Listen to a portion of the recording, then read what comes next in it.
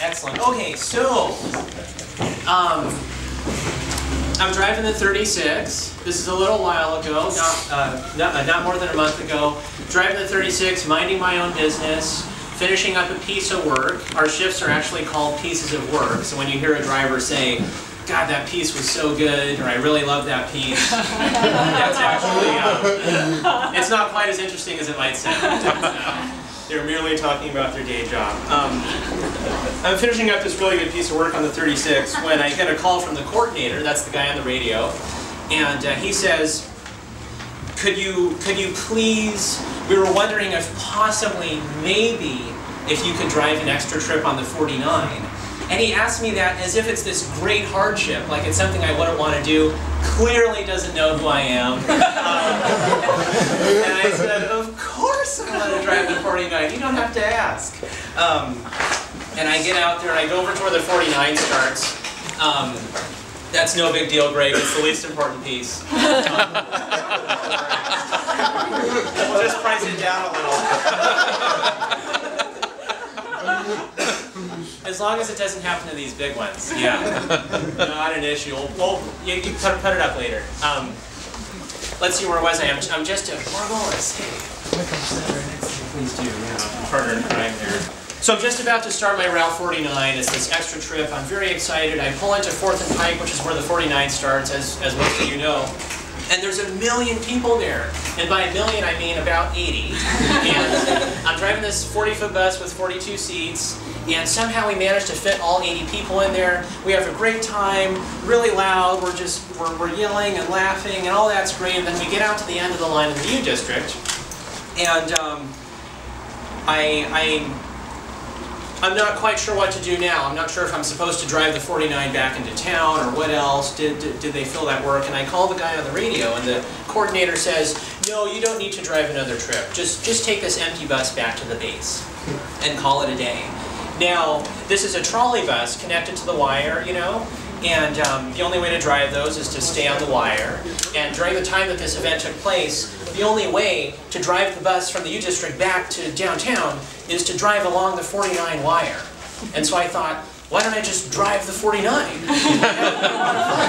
What's the point of driving this empty bus and going past all these wonderful people who could be on my bus but are not? And so I'm thinking about this for a second, and I talk to the real 49 that's right behind me. And it's this very friendly, heavyset woman, I forget her name, really friendly lady bus driver, having a really tough day, and she's been very late, people have been angry at her, the bus in front of her broke down, of course, and she hasn't gotten to use the restroom in several hours, and I tell her, just relax, you know, just go get a sandwich, you know, and take a nap, and let me drive the 49. I've got this extra bus, and this was meant to be. And she says, "I don't really know what you're talking about, but that sounds great." and so I start driving the 49, and it's 11 a.m. and it's one of my favorite times to drive the bus because all the commuters are already at work, you know, work has started, that stuff is all out of the way, rush hour's over. A lot of the stores have not really opened yet, or they're just opening. Lunchtime hasn't yet begun. It's sort of this sweet spot, quiet time, and all the street people are starting to wake up, and I really like those people, and they're starting to get on the bus, we're having a terrific time. And so I pull into the zone at Broadway and Roy, inbound, and there's nobody at the stop, so I drive past it to the red light. But there's this woman there who's not at the bus stop. She's standing there looking into the window at Kinko's, or excuse me, FedEx office. I don't want to offend anyone. She's standing at the FedEx office, clearly not waiting for the bus. So I go past the bus stop, and I'm waiting at the red light, when all of a sudden I hear, "Ah!" And of course it's the woman. She, in fact, did want the bus at the last moment. I open the door, and she gets on the bus, and she says, and I apologize for her language. She says, "Why the fuck don't you stop?" And I said, "Well, shoot, there wasn't anyone at the bus stop." And she says, "Fuck that shit." And I said, "Yeah, it's all better now. You know, come on in. How's it going?" She says, "Good. How's it going?" And I say, "Good." And I'm glad we had that interaction of how's it going because it works as a good sort of leveler. and she goes and sits down somewhere. And a few stops later, this fellow is getting off the bus. He's Caucasian gentleman, not much older than myself, perhaps 30, with a ponytail and glasses.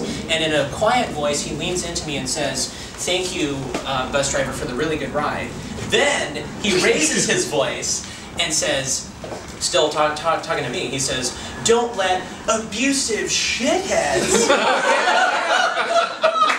And when he says abusive shitheads, he turns around and looks very pointedly at the woman in question. And then he just runs out the door. He's gone. You know, he's doing his little arm thing and he's trying to get out of town.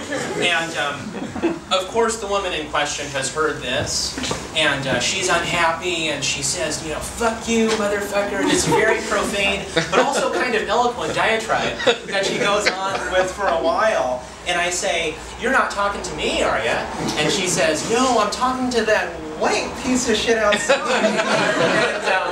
And I say, "Oh, really? Yeah, is that right?" And she's like, "Stop fucking with me." And she says, right after that, she says, "Do you know who the President of the United States is?"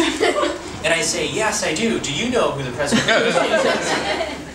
And she says, "Yes, the President is black. And that means I can do whatever the fuck I want. Nobody's gonna fuck with me." Now I'm thinking to myself, would it have been wise to point out that our good president is in fact half black and half white? No. I keep that to myself. And another thought occurs to me, which is, I'm actually glad that she's on my bus. Imagine if she was on the next real 49 bus. On that poor lady bus driver who's already been having a terrible day.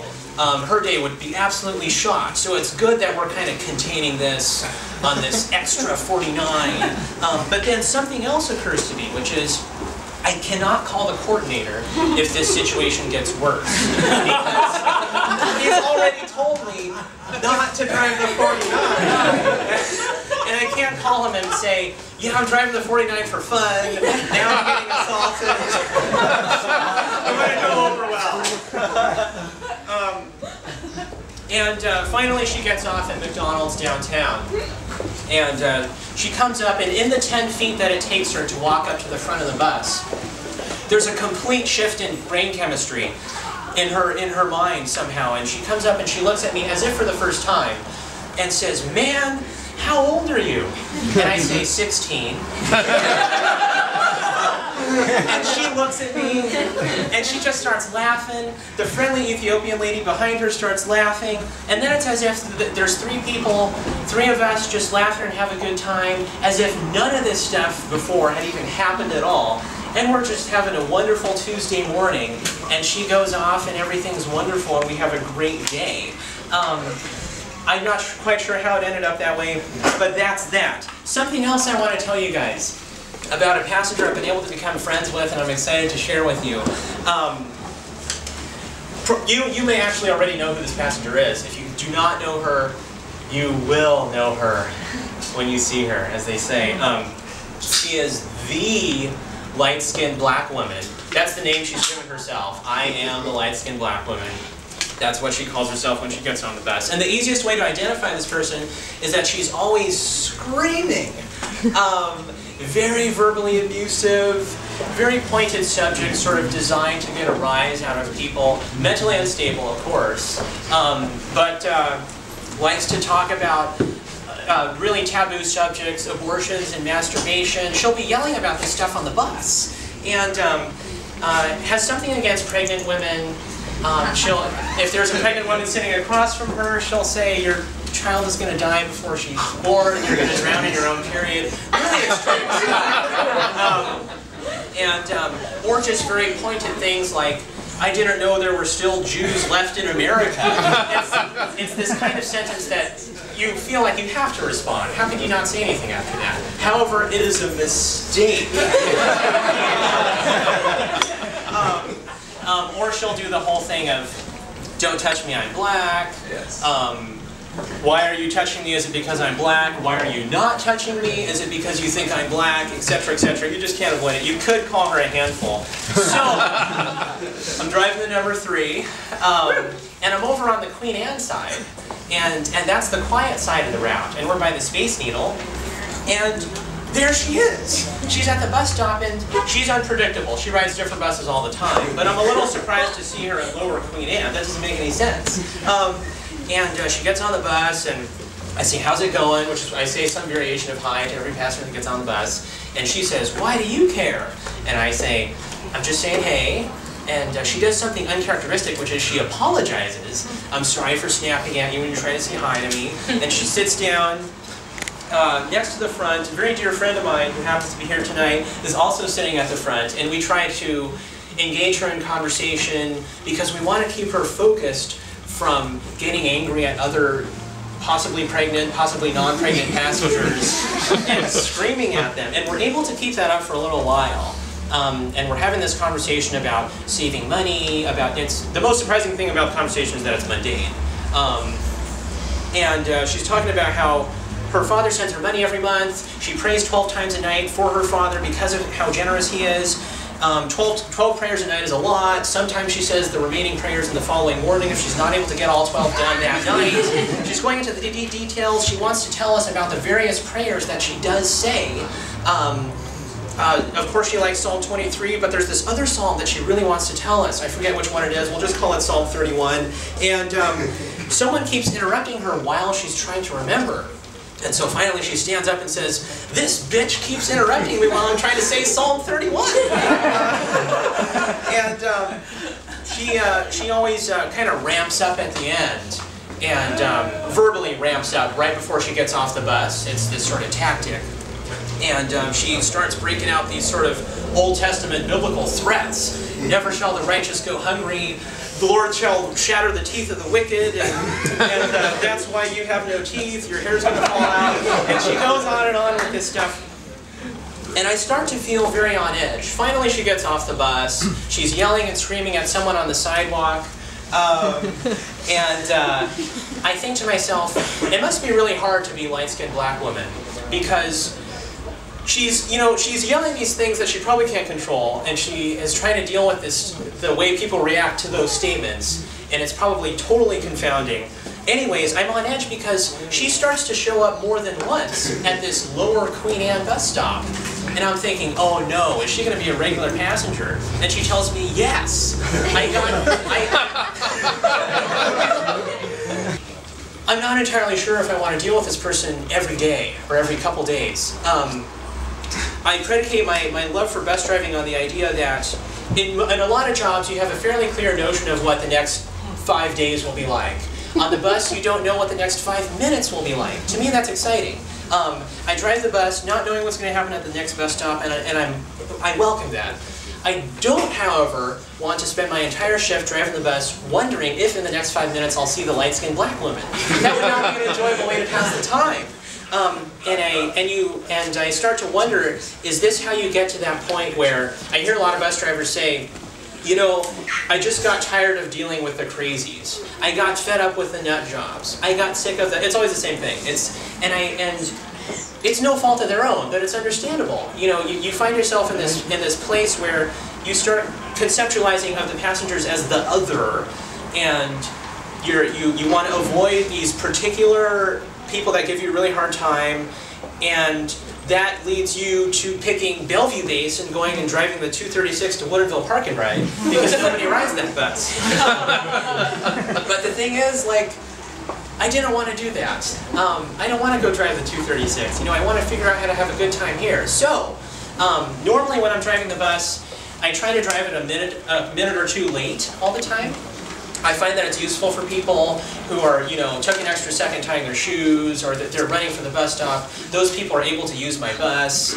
Also, I get in trouble if I run early, so this makes it so I don't have to worry about schedule. And also, for me, selfishly, you get more people on the bus. It's more fun. Now, I thought to myself, what if I actually start driving this bus on time? Maybe I could avoid light-skinned black women. Maybe she's one of those people who walks up at the very last minute to the bus. And so I drove the bus on time one day, and I'm getting closer to the bus stop, and I'm looking to see, is she there? She's very distinctive visually. Perhaps you've seen the movie Monsters, Inc. The character played by Billy Crystal, that's the small green monster. The small green monster that's very rotund but with skinny legs.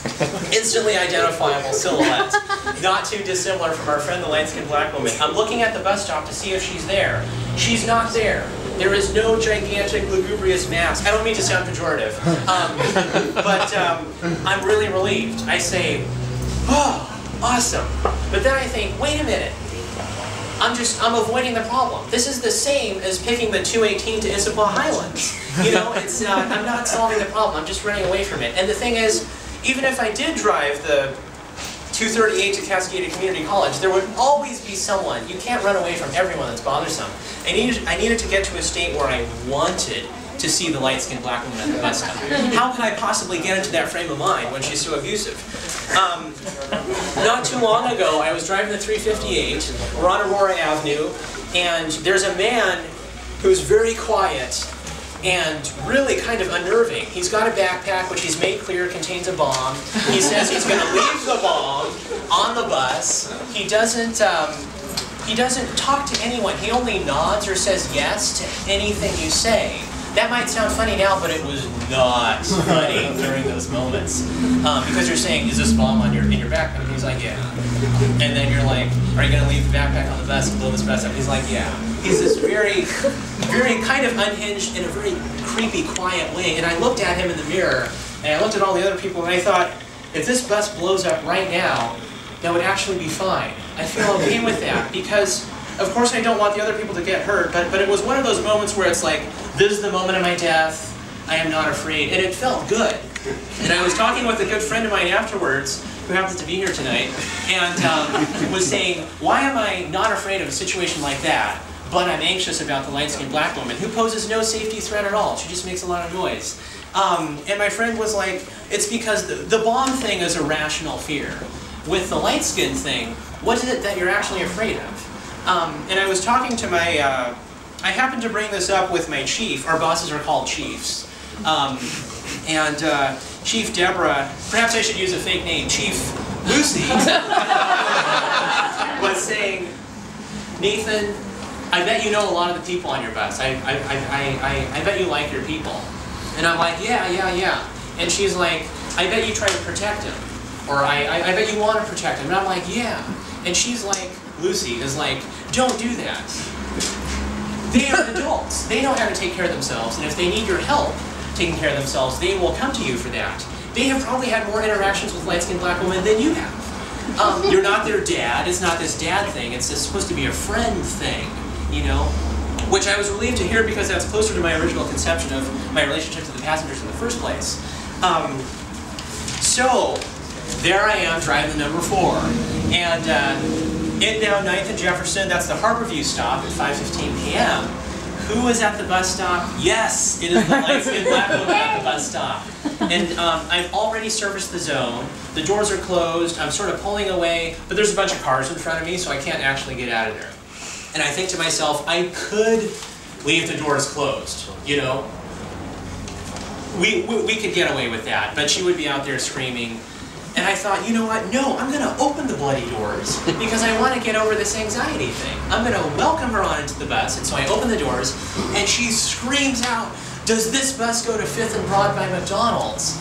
And you know what, you guys, my bus did go to 5th and Broad. And I thought for a second about saying, no, I don't go there. But I do go there. And so I said, yes, I go to 5th and Broad by McDonald's. Come on in, we'll take you over there. And so she comes on in. And I have a friend who's visiting from out of town who was sitting in the front seat. And I was hoping that this visit would offer some sort of good impression of the bus. And that was all shot. But that's okay. Light-skinned black woman wanted to sit at the front seat. Asked my friend to move out of the way, which was good because now she's at the front, she's happy to see me, she wants to talk. She has this Odwalla, unopened Odwalla juice drink inserted into her mouth. That's how she's transporting it, so her hands can be free. She takes that out of her mouth and she says, do you think there's enough sugar in this Odwalla juice drink for me to last for the next hour and 15 minutes? Because I'm worried that I might get into a coma and die. And I look into her eyes when she's asking me this, and her eyes are actually full of tears. She's about to start bawling in this particular 5 seconds. And we talk about the ingredients, what kind of fruit is in your Odwalla juice drink. We're talking about bananas and strawberries, and we conclude, yes, you are going to be fine. There's more than enough sugar to last you for the next hour and 15 minutes. Everything's going to be great. And then she says, bus driver, I just got out of the hospital, and they only gave me 2 insulin injections instead of the usual 3.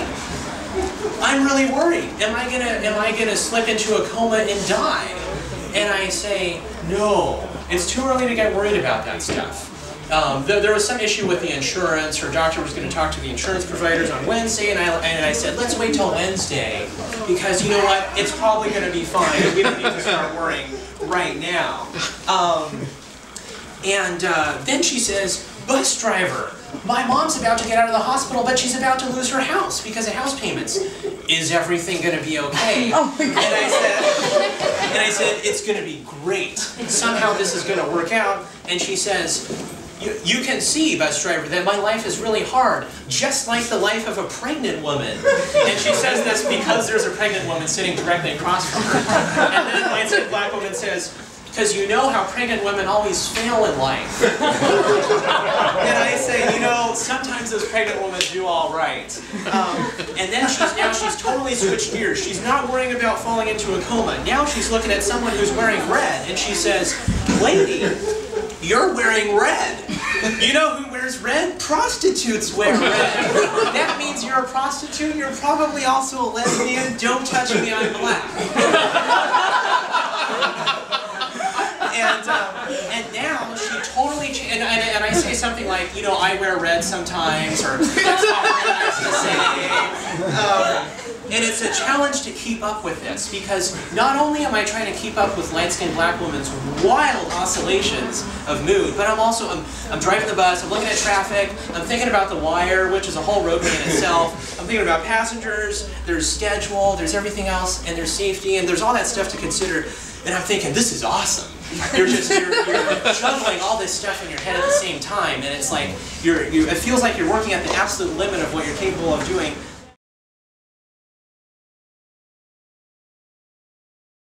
And I'm like, uh-oh, it's gonna turn into a Lord thing, which is not appropriate for the bus. But that's okay. She says, the Lord is protecting her, but wait, the Lord also says, vengeance is mine. And then she starts talking about the Lord will shatter the teeth of the wicked. She loves this teeth of the wicked thing. And then she starts talking about the other things that the Lord is going to do, such as destroying the burnings of the evil ones with a rain of burning sulfur.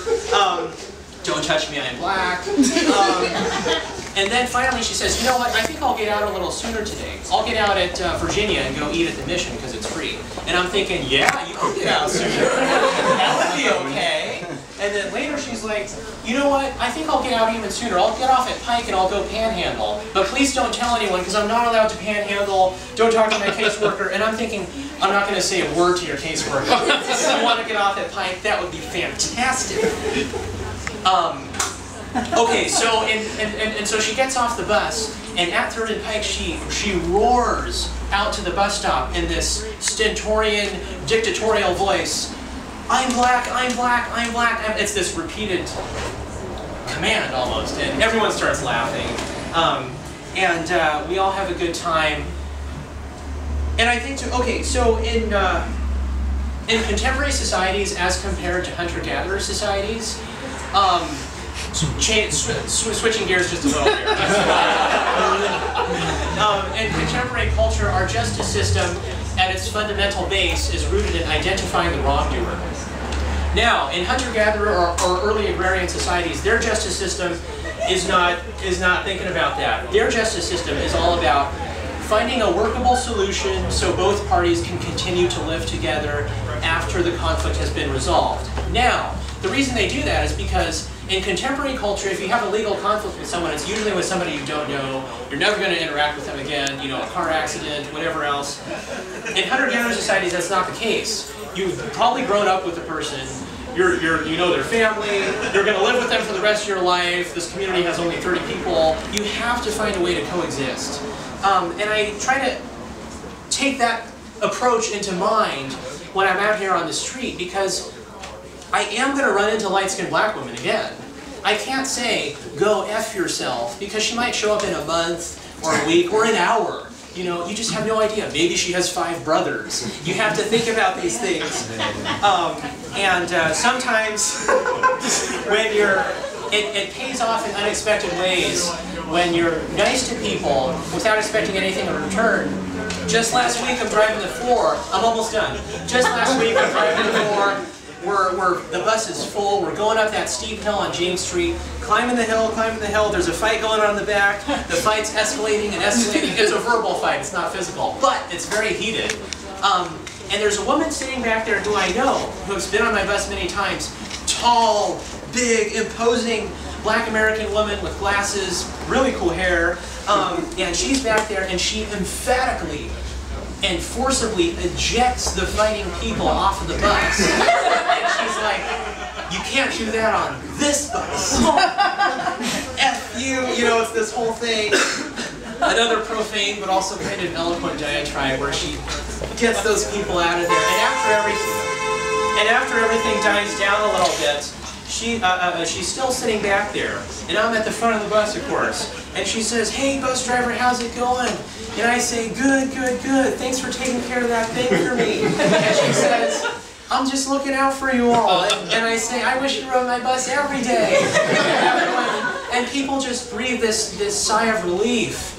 And she comes up and gives me this interesting sort of bro hug and then leaves. And I think to myself, there's a benefit to have been friendly to that person, because I bet if I was always incredibly rude to her, there would not have been that atmosphere on the bus that lent itself for her wanting to take something proactive about the situation. Anyways, I just wanted to share with you those couple of stories because there's something about being out there on the bus that's incredibly exciting, and I'm continually surprised by how kind people can be to each other, actually, on the bus. It always blows me away. I'm never expecting it, and it happens a lot. Anyways, thank you for coming here. I want to hear questions about the art, or if you've always had this burning bus question, you know, this is that time. Thank you for listening, but yeah, I know it's hard to ask the first question. After that, it's easy. The book, yeah.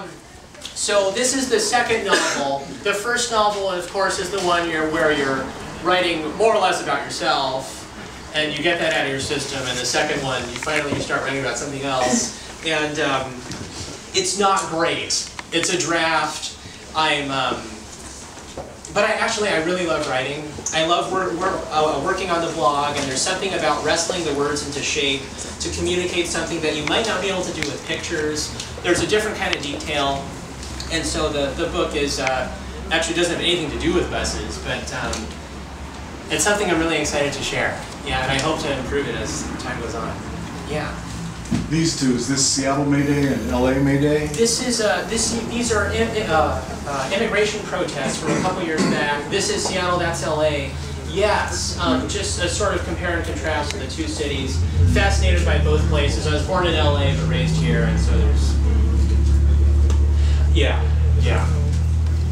More questions. Cool. Comment and a question. Please. I've run into light-skinned black lady a lot, and I love her because 50-50 chance she'll either serenade me, there you go, or tell me, and I suppose this is true, that I'm not her baby's daddy because I ain't no nigger. You know, like, her words, she has a not point. mine, but she does have a point. And the question is, we miss you on the 7. When are you coming back? I would love to get back to it. I wanted to pick it this time. The hours didn't quite work out. Incredibly, somebody picked it in front of me. I didn't know who would pick that instead of me. You know, it doesn't make any sense.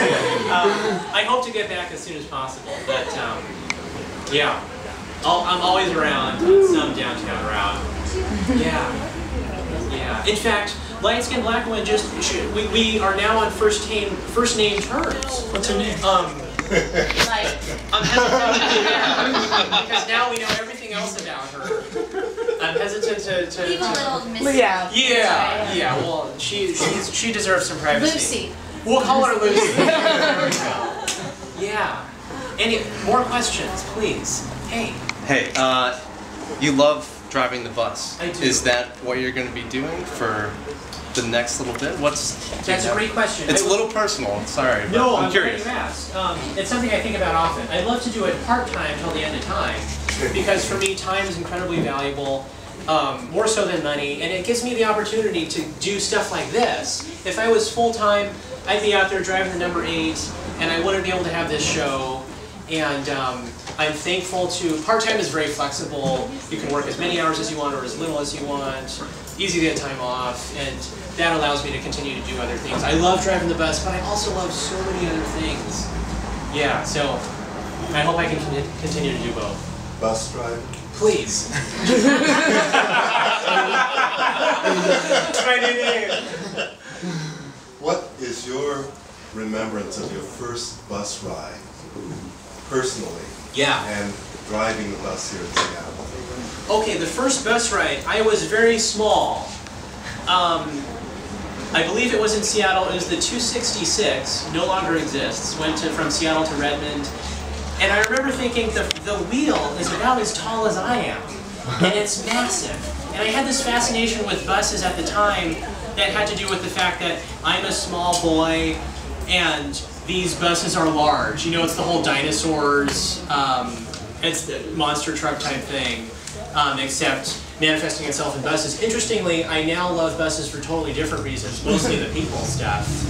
But yeah, in terms of the first time I drove the bus, I remember being struck by, I'm so far to the left, you know? How is it that I'm not, like, crashing into something? And also the whole thing of being in front of the front wheel is absurdly bizarre the first time you get it. Because when you're turning, it's like, I'm not even attached to this bus. The bus is somewhere behind me that I don't know where it is. Yeah, but the first bus ride was a welcoming thing. It was this big living room of strangers, and I think making small children ride buses is incredibly important. It sends a message that it's okay to be out amongst life and amongst strangers, and it's okay to talk, and yeah. In fact, both my parents are painters, and the first painting I ever did when I was like 3 years old, I'm embarrassed to say this, it's actually of a bus. I don't know. I'm doomed. Yeah, any more questions? You're amazing. No!